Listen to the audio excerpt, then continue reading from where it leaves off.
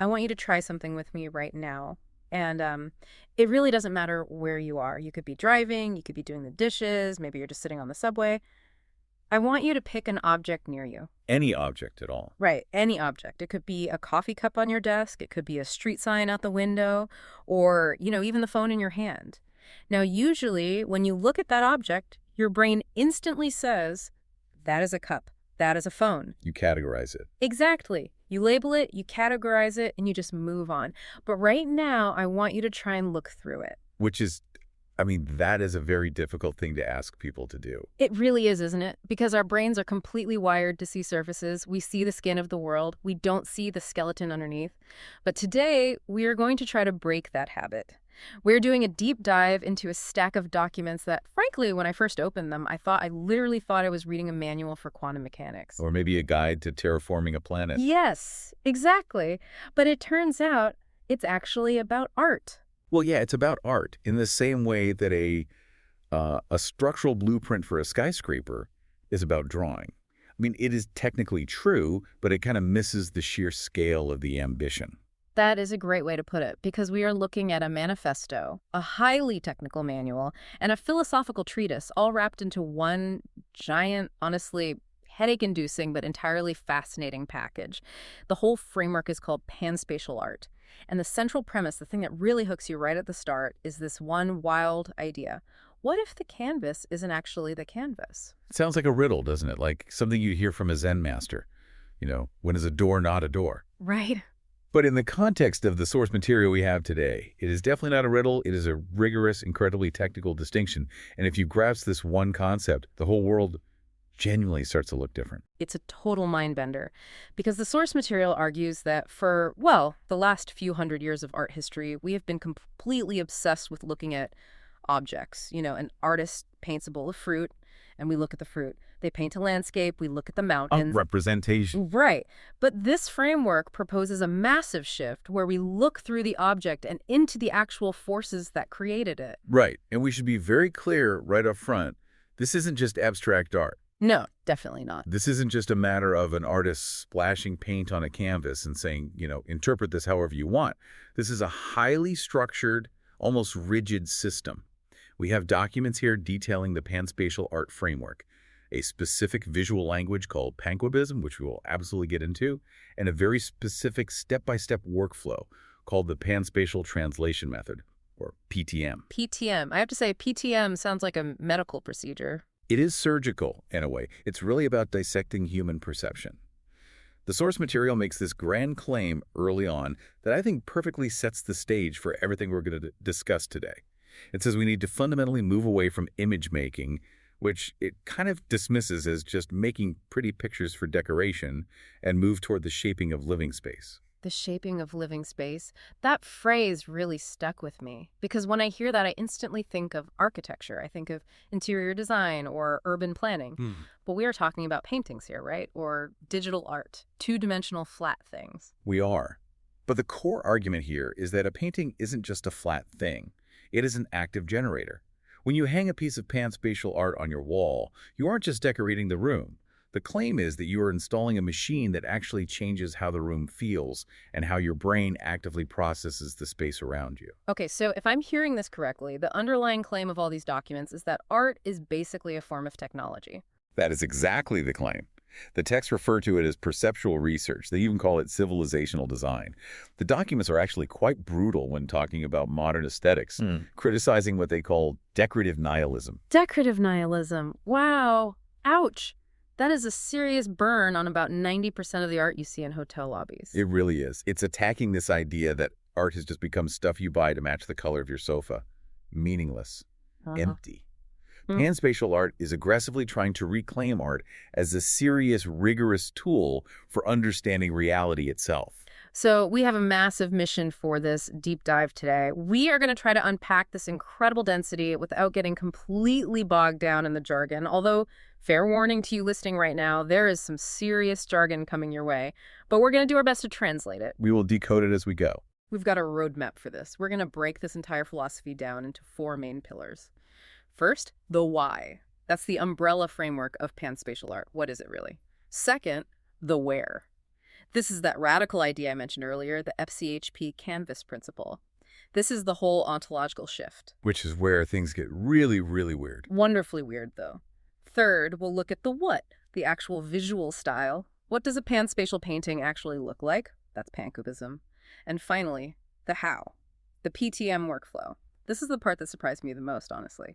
It's an 8-step workflow that reads more like software engineering than expressive painting. It's where the rubber meets the road. Yeah. It explains how a human being actually sits down and makes this stuff. So let's just jump right in. Pillar 1, the umbrella framework. What exactly is pan-spatial art? I think we should start with the word itself. That's the best place to start, because the word gives us our first major clue. Pan means all, or across.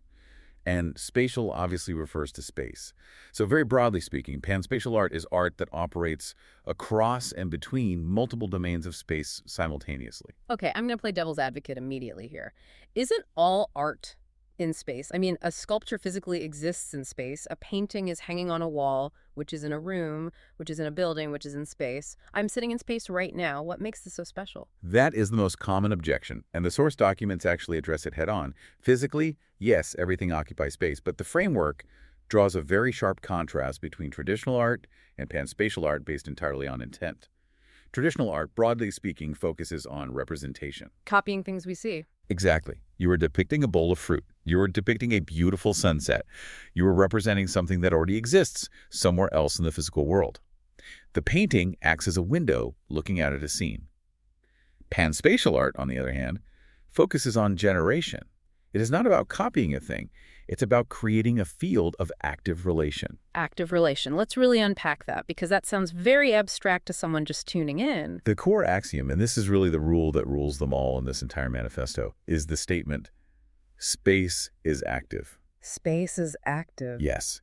And to even begin to understand this, we have to aggressively unlearn how we normally think about space. Yeah. Usually in our day-to-day lives, we think of space as a vacuum.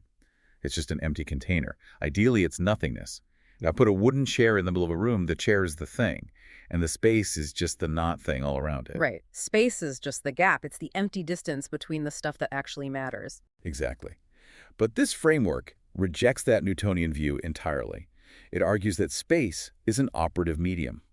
It is deeply structured by tension, by potential, and by energy. Can we get a real-world example of this? Because operative medium is a bit heady. I want to make sure we're grounding this. Sure. Let's completely strip away the art jargon for a second.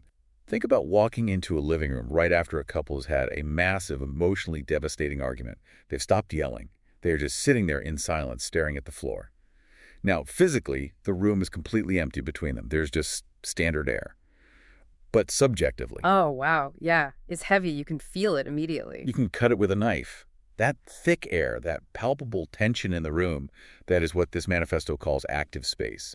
It's invisible to the eye, but it has profound structure. It has pressure.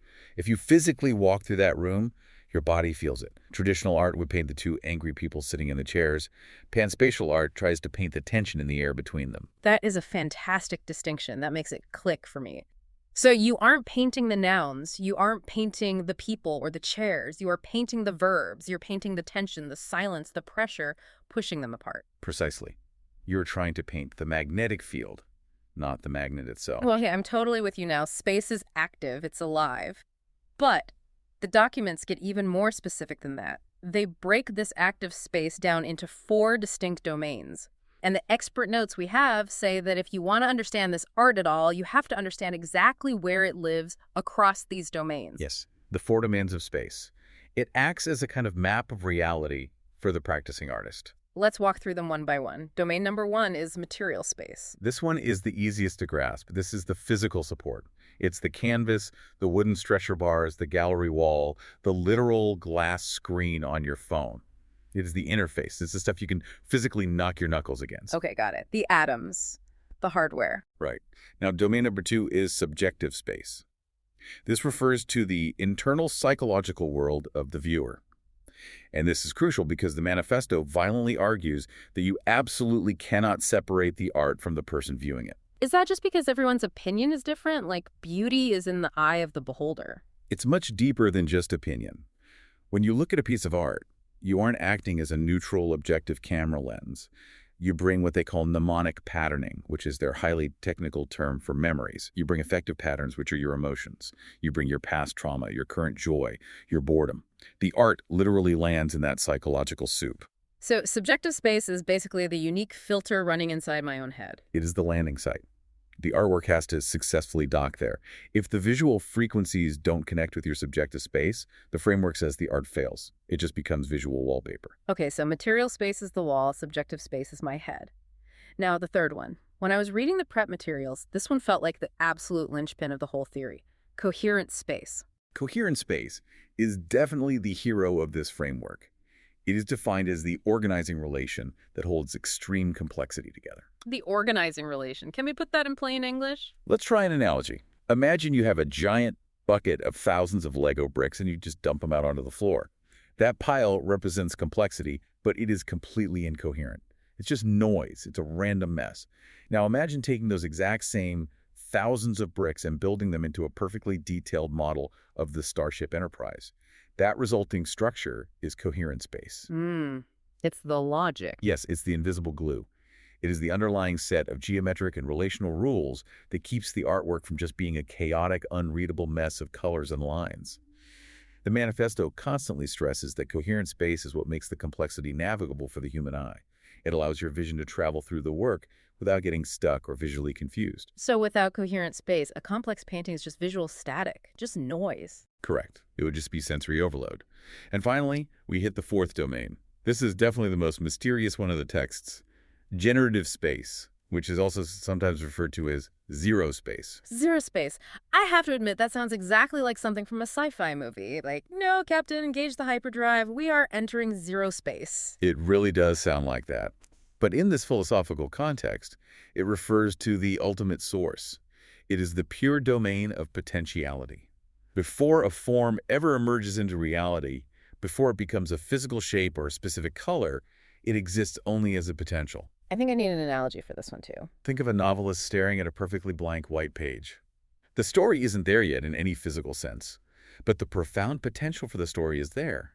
Every single possible story that could ever be written technically exists within that blankness. That state of pure, pregnant potential is zero space. It is the pre-formal source condition. Wow. Okay, so if we put all four of these together, the artist in this framework is basically an interdimensional traveler.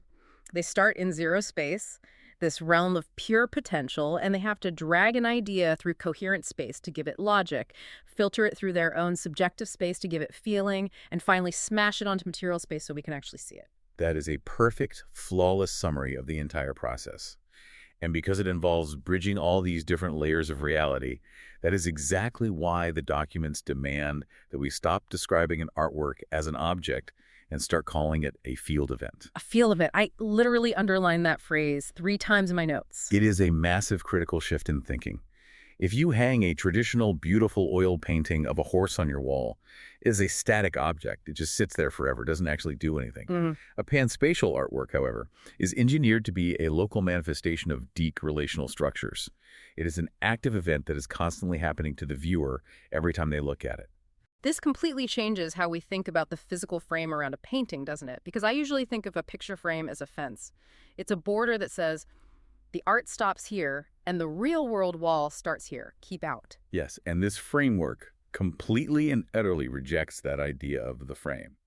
It refers to the frame not as a border, but as a projective interface or a threshold. The frame isn't a boundary that contains the art, it is a literal doorway. It is the threshold through which the viewer's mind enters the generative field.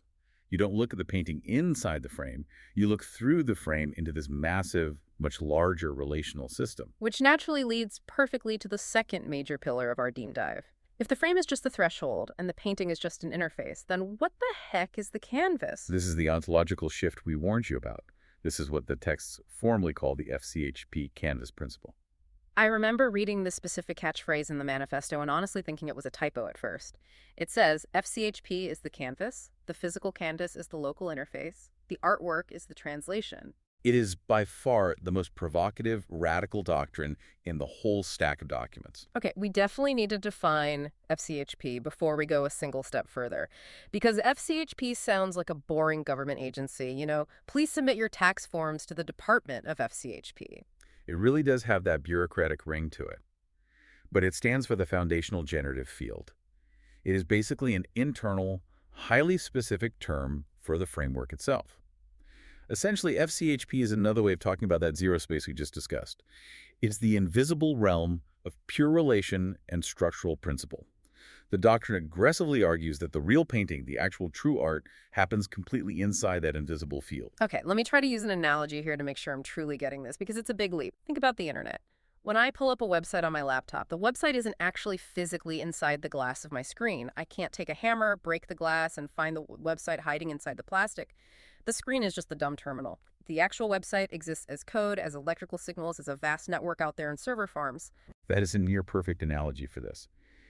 In the Pan-Spatial framework, the physical object hanging on the wall, the thing made of woven canvas and wood and wet paint, is just the monitor. It is the dumb terminal. The art itself is the invisible signal broadcasting from the FCHP, the generative field. That blows my mind a little bit because it completely demotes the physical painting. The painting isn't the masterpiece anymore. The painting is just hardware. It absolutely demotes the physical object, yes. But notice what it simultaneously does to the artist. It elevates the artist massively because the artist is no longer viewed as just a talented surface decorator. They aren't just rearranging colorful mud to look pretty. They're redefined as field translators. Yes. They are actively mediating between invisible abstract principles and visible physical forms. The manifesto talks explicitly about moving away from surface composition and moving toward field translation. The artist essentially has to mentally go out into that generative field, that zero space, catch a specific signal like a pattern or a profound tension, and translate it down onto the physical interface without losing the integrity of the signal. And the documents drop the word topology right around here, which is a very high-level math term. Why are they suddenly using advanced mathematical concepts to talk about painting? Because they are desperately trying to be precise about structure rather than just aesthetics. You threw the word topology in there, and I immediately associate that with college math class, where they show coffee mugs smoothly turning into donuts. That's actually the absolute perfect example for this. In mathematical topology, a coffee mug and a donut are technically the exact same shape, because they both only have one hole. If you imagine the mug is made of perfectly stretchy clay, you can mold it into a donut without ever tearing the clay or making a new hole. The outward visual shape completely changes, but the deep structure, the connectivity of the object, remains exactly the same. Okay, so how does a stretchy coffee mug apply to an abstract painting? Pan-Spatial art says, do not paint the mug, do not paint the donut. Paint the underlying structure that allows the mug to become the donut in the first place. It is deeply concerned with what they call structural continuity. The art isn't about rendering a realistic photographic picture of a human face. It's about capturing the invisible structure of the relationships that make up that face, or the emotion behind the face. If you visually stretch or distort the image on the canvas, the core relational tension should still hold true. It's all about the connectivity, not the skin. So if I'm a working artist listening to this right now, I'm probably thinking, okay, I get the deep philosophy. I am a noble translator of invisible cosmic fields. I am painting topological donuts in the fourth dimension. But how do I actually physically do that on a Tuesday morning? You can't just squeeze your eyes shut, wish really hard, and hope a masterpiece magically appears on the easel. No, you absolutely cannot. And the source material is brutally strict about this. It explicitly warns against falling into mystical vagueness. It states clearly that this is not just about relying on intuition or catching good vibes. It requires an incredibly disciplined, almost scientific workflow. And that brings us to our third pillar, the operational workflow, the PTM. The Pan-Spatial translation method. Right. And the entire ultimate goal of the PTM is to achieve something they call translation fidelity. Translation fidelity. That goes right back to your radio signal analogy earlier. You want a crisp, clear signal, not a fuzzy, static-filled one. Exactly. The manual defines it as the degree to which the final physical artwork preserves the raw intensity of the original source field. You're trying at all costs to avoid signal loss. I mean, we've all had that frustrating feeling where you have a brilliant, profound idea in your head. It feels crystal clear, almost glowing, and then you try to explain it to a friend or write it down in a journal, and the result is just flat. It's boring. It loses all its magic. Oh, every single creative person on Earth knows that exact pain. The vast, terrifying gap between the vision in your head and the actual execution is where dreams go to die. Well, the PTM is specifically designed as a technology to close that exact gap. It outlines 8 distinct phases. And honestly, we need to take our time and walk through these slowly because this is the actual instruction manual.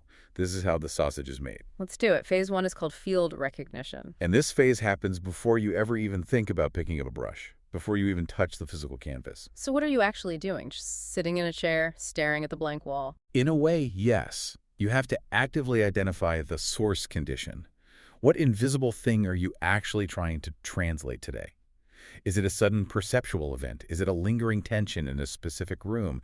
Is it a complex pattern of thought you had while walking? You have to firmly see the invisible field in your mind before you can even attempt to draw it. Okay, let's pause on field recognition for a second. That sounds deeply profound in a written manual, but what does it practically mean for the guy standing in the studio holding the brush? Is he just doing mindfulness meditation? It is described as a form of highly active meditation. The source text actually compares it to a master musician carefully tuning a delicate instrument. You simply do not start playing the song until the frequency is exactly right.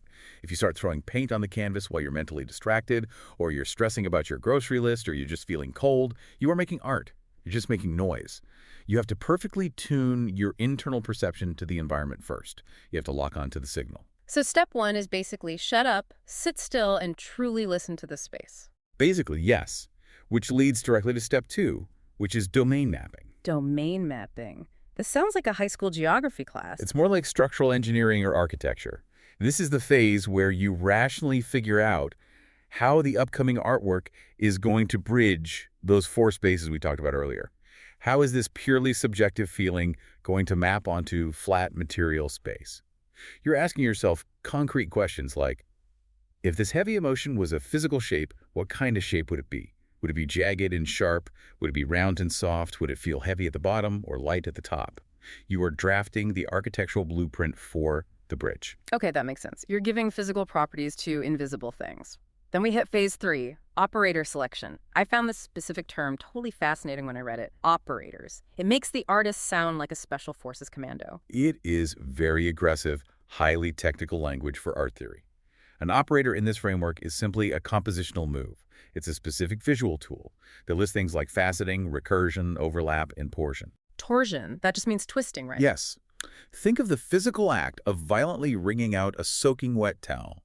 That intense twisting motion is torsion. Now here is the absolute golden rule the manifesto gives for this phase. You do not, under any circumstances, choose operators just for style. You never say to yourself, oh, I'm going to use faceting today because I want this to look cool, like a Picasso painting. Right. No copycatting, no aesthetic vanity. None. You choose your operators solely for fidelity. You have to ask, does visually twisting this form on the canvas actually help translate the specific tension I felt in the invisible source field? If the original source field felt emotionally twisted, then yes, you use the torsion operator. If the source field felt completely shattered and broken, you use the faceting operator. You are coldly choosing the exact right tool for the job. That is incredibly disciplined. It really strips away the ego. It's not about self-expression at all. It's entirely about objective accuracy to the original signal. Precisely. You are serving the field, not yourself. Phase 4 is pancubic structuring. This is where you finally start building on the canvas.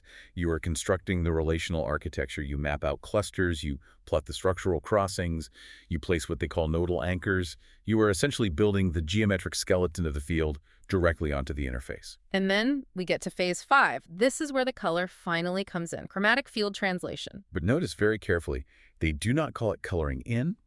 They don't treat color like a child with a coloring book. They refer to it as holocolor, or dimensional chromatics. Holocolor. Sounds like a sci-fi hologram projector. The core idea here is that color is never just decoration.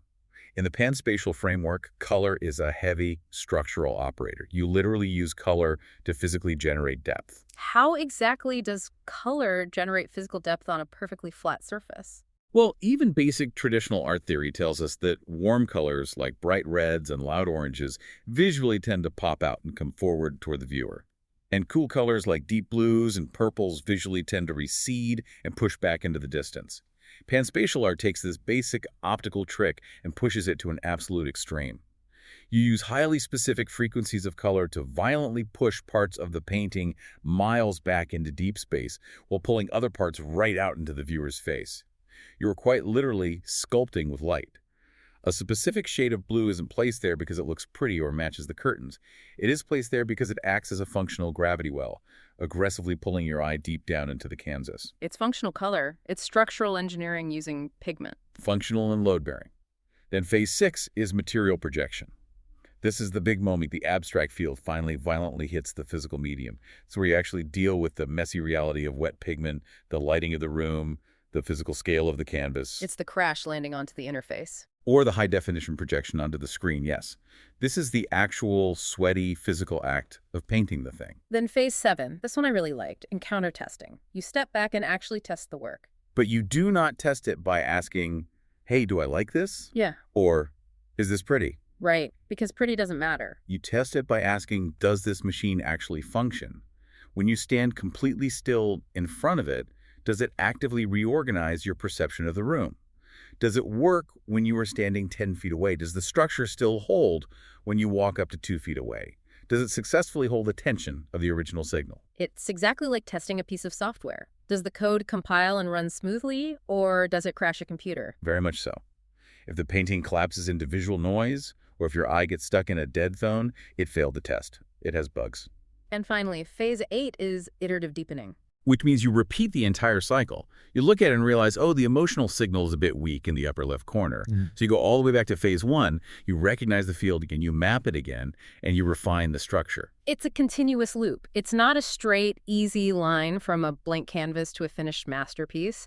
It's a relentless cycle of constantly deepening the fidelity of the signal. And that incredibly rigorous, almost punishing method is exactly what separates pan-spatial art from just throwing paint and catching vibes. It is an engineered, analytical approach to the mystical. It treats the deeply personal artistic process like a peer-reviewed research project. Okay, so we have established the underlying philosophy. Space is active. We have the ontology. The FCHP canvas is the true field. The physical canvas is just a monitor. And we have the grueling method, the PTM. But I am absolutely sure everyone listening right now is shouting the most obvious question at their speakers. What does this stuff actually look like? The visual language itself. Yes. Pillar 4, pancretism. Now, obviously, the name sounds incredibly similar to cubism. Are we just talking about a digital age reboot of Picasso? Is this just Picasso 2.0? It definitely acknowledges and respects that historical lineage. Cubism, if you think of Picasso or Georges Braque in the very early 20th century, was a massive revolution in human seeing. It famously fragmented flat objects to show you multiple viewpoints all at the exact same time. It was entirely about seeing a violin from the front, from the side, and from the back, all smashed together simultaneously. Right, breaking the object apart so you can see more of the truth of the object. Exactly. Now, pancubism takes that core corvistic insight and extends it exponentially. But instead of focusing on physical objects like violins or fruit, it focuses entirely on relations. It visually renders invisible relations as a dimensional, navigable experience. So if Picasso breaks a guitar to show you the whole guitar, a pancus breaks with the space itself. Show you the whole field of space, exactly. Yeah. In this style, the base unit of composition is no longer an object like an apple. It is what they call a relational cluster. A relational cluster? That sounds dense. It is. It's a dense cluster of geometric forms, lines, and spatial intervals that together define a very specific invisible energy. The manifesto actually lists 12 theses of pancubism. We definitely won't read them all, because we'd be here until midnight, but there are a few major standouts that really help explain the visual look. One thesis is called active form. Yes. The text says, lines and planes are operators of emergence, not static outlines. Again, we go back to the idea that absolutely nothing in this art is just sitting there passively. A line on the canvas is never just the edge of a shape. It is a vector of sheer energy. It's actively shooting across the canvas, pushing and pulling against the other shapes. Another really interesting thesis is geometry as architecture. This means that the geometry isn't just a pattern. It is used to precisely modulate how the viewer physically feels and mentally moves through the visual space. It is experiential architecture. You are quite literally building a three-dimensional room for the viewer's eye to inhabit. When you look at one of these dense paintings, you shouldn't ever feel like you are just looking at a flat, sealed surface. You should feel a strange compulsion that you could actually step forward and walk into the depth of the canvas. And then there's my absolute favorite thesis in the whole document, coherent complexity. The Goldilocks zone. This is the critical make-or-break standard for their work. The art is required to be dense, it should be overwhelmingly complex, but crucially, it must remain navigable. If you pack in too much information and it becomes too chaotic, it completely collapses into unreadable noise. But if it's too simple and easy to read, it's just boring decoration. It has to sit perfectly balanced on that razor's edge where extreme complexity suddenly crystallizes into a living, breathing structure. Now, in the back of the source material, there is a fascinating section called the Curator Critique, which includes a visual taxonomy. This is incredibly helpful for us because it breaks down the specific classes of Pankift work. Because just saying abstract art is way too vague for what this is. Let's try to paint a mental picture for the listener using these exact descriptions. Sure. I think going through these will really help everyone visualize the sheer diversity of what this style can produce. Let's start with the first class, node fields. Imagine a massive, centralized core on the canvas, a glowing radial intelligence. Visually, it looks almost like a traditional religious mandala, but highly active and geometric. The curator notes explicitly describe an example called Image 5 as a radial mandala or an octagonal portal. It has a dominant, inescapable center that aggressively pulls your eye inward. Like staring into a gravity well, or looking directly into the intricate iris of a giant eye. Exactly like that. It feels highly stable, very centered, incredibly powerful. Okay, then you have the second class, portal fields. These literally look like massive visual funnels of depth, deep architectural chambers. The notes point to Image 12, describing it as folded fields and mirrored architecture. Think of looking down a long, infinite hallway of mirrors, but the hallway itself has been folded and twisted like origami. It is a space you deeply feel you can walk into. It has terrifyingly deep perspective. Next on the list are lattice fields. This class is often referred to as the space fabric. Imagine endlessly repeating grids, vast quavistic recursion. Image 19 is the prime example here. This type of work is much less about having a single powerful center point, and much more about implying an infinite, intricately woven structure that extends everywhere. Oh, almost like Neo suddenly seeing the green matrix code dripping down, seeing the underlying fabric of reality. Yes, or like looking extremely closely at a beautifully woven blanket, but realizing all the threads are made of solid light. It heavily implies that the geometric pattern doesn't stop at the frame, it goes on forever, out into the room and beyond. Okay, those first three sound very structured, very orderly. But then we hit the fourth class, turbulence fields. This is where things get violent. High energy, absolute chaos, massive geometric collision. Image 4 is explicitly described in the notes as chromatic turbulence. This is a canvas where the invisible field is highly unstable. It's where massive structural forms are violently crashing into each other. It visually captures the raw kinetic energy of rapid change, or a steep descent, or a contained explosion. It basically looks like a severe thunderstorm. Yes, a raging storm made entirely of sharp geometry and deep color, yes. Yeah. Then we have axis events. Vertical passages. Massive swirling vortices. Image 16 is highlighted as a deep purple vortex or an axial funnel. Imagine a towering tornado made of geometric light.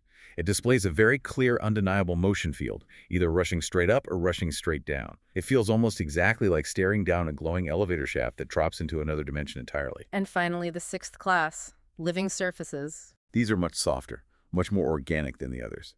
They look like undulating, membrane-like topologies, glowing networks. Image 15 is described perfectly as a blue, luminous network. Visually, it looks like a glowing neural web inside a brain or some kind of vast cosmic skin. It feels deeply biological, like you are looking at living, breathing cells under an electron microscope. But the cells aren't made of matter. They are made of purely organized space. It's honestly amazing because even just describing these six classes out loud, you instantly get the profound sense that these aren't just pretty pictures of things, they are rigorous structural portraits of pure forces, a spinning vortex, an infinite lattice, a biological network. And that right there is the shift to field perception we talked about earlier. When you look at these, you aren't trying to recognize a human face. You are actively recognizing the invisible behavior of space itself. So we've basically built this whole massive theoretical system from the ground up today. We have the grueling PTM method. We have the intensely complex visual look of pancubism. We have the underlying philosophy of active space. But we really need to land this plane now. Why do we actually do this? What is the ultimate point of all this effort? This brings us to section 5 of the documents, the viewer and the culture. The ultimate simple question. Why should a normal person going about their day care about any of this dense theory? The documents spend a huge amount of time talking about something they capitalize as the encounter. Yes, this is absolutely vital to the whole project. The viewer is a required active participant. The ultimate meaning of the artwork isn't just pre-baked into the object by the artist. You don't just stand in front of it and lazily say, oh, I read the plaque, the artist meant X. The true meaning is co-realized at the exact moment you look at it. Co-realize. So I, as the random viewer in the gallery, am literally doing half the computational work. You are completing the electrical circuit. Without your unique subjective space meeting the material space, the art is completely inert. It's just expensive pigment smeared on a rag. In this moment of encounter, the artwork actively functions as an attractor. An attractor, I know that's a specific term from mathematical chaos theory. It is. In physics and chaos theory, an attractor is a complex system that naturally organizes surrounding behavior without ever strictly dictating a single forced path. So the artwork seamlessly organizes your visual attention. It gently pulls your eye, it manipulates your focus, it triggers deep mnemonic memories. But crucially, it does not rudely dictate a forced message to you, the way that political propaganda or a billboard advertising does. That is a massive key distinction. A billboard advertisement actively wants me to go buy a specific car. Political propaganda actively wants me to vote for a specific leader. Pan-Spatial art wants me to do what, exactly? It solely wants to physically reorganize your baseline perception. The ultimate goal of the encounter is for you to eventually walk away from the canvas, actually seeing the air in the room differently, to permanently shift your brain from lazy object recognition, where you just say, that's a car, that's a tree, to a state of active field perception where you look and say, I see attention here, I feel a relational density there. It's quite literally a training simulation for the human brain. It's like going to a heavy weightlifting gym, but entirely for your perception of reality. It is entirely perceptual research. And that specific concept leads directly to the single biggest, most audacious claim in the entire manifesto, the concept of civilizational design. This part was incredibly bold, and honestly, reading it, it felt a little pretentious, but let's hear the argument. It is extremely bold, almost shockingly so. The source aggressively positions Pan-Spatial art as the direct antidote to commodity novelty, which is their derogatory term for treating art as just a safe financial investment asset for billionaires to hide their wealth. The manifesto argues that true art is a vital form of civilizational research. By constantly creating these new, impossible spatial architectures on canvas, artists are actively contributing to how human civilization as a whole learns to visually understand and process extreme complexity. Can you really explain that specific connection? How does staring at a complex pancubist painting actually help human civilization understand something like, say, the global economy? Look closely at the actual world we live in right now. The global internet, international macroeconomics, the cascading effects of climate change. These are all hyper-complex, deeply entangled systems. They're not physical objects you can touch. They are massive, invisible fields of relation. If we stubbornly train our human brains to only ever see and respect simple, solid objects, we will completely fail to understand the modern world. It will overwhelm us. But if we can actually learn to calmly navigate coherent complexity within the safe boundaries of an artwork, if we can train our eyes to naturally see the hidden connections, the lattices, and the fields, maybe, just maybe, we can learn to successfully navigate that same terrifying complexity in our society, in our fragile ecology, and in our technology. Wow. That is an incredibly beautiful thought, that art isn't just a passive mirror reflecting society's current problems back at it. It's an active, grueling training ground for building the future of society. It perfectly aligns with what the critique section calls the hyperclassical direction.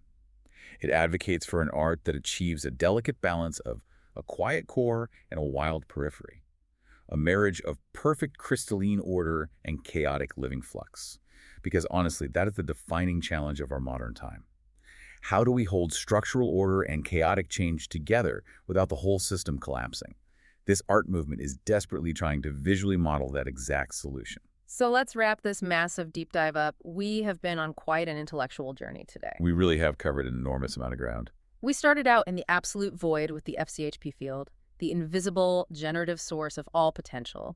Then we dragged that signal through the PTM, the grueling 8-step translation workflow, the literal engineering of the physical painting. We saw it arrive in the physical world as pancubist forms, the hypnotic nodes, the terrifying portals, the infinite lattices, and we finally ended right here in the encounter, the moment where the viewer wakes up to an entirely new way of seeing reality. And the ultimate summary concept that runs through all these documents is the idea of Genesis. Genesis. But not Genesis, understood as a single, dusty moment of origin way back in the ancient past. They define Genesis as the active, ongoing maintenance of emergence. The art is designed to continuously keep the world emerging. It keeps reality fresh, it keeps space active, it prevents our minds from falling asleep. I really want to leave everyone listening with a final, lingering provocation drawn straight from the text. It's built around the concept of the open frame. Oh, go on. That's a great concept to end on. The very next time you walk into a crowded room, or the next time you stare deeply at your glowing phone screen, or even the next time you stand in a museum looking at a piece of classic art, I want you to actively force yourself to stop looking at the solid objects.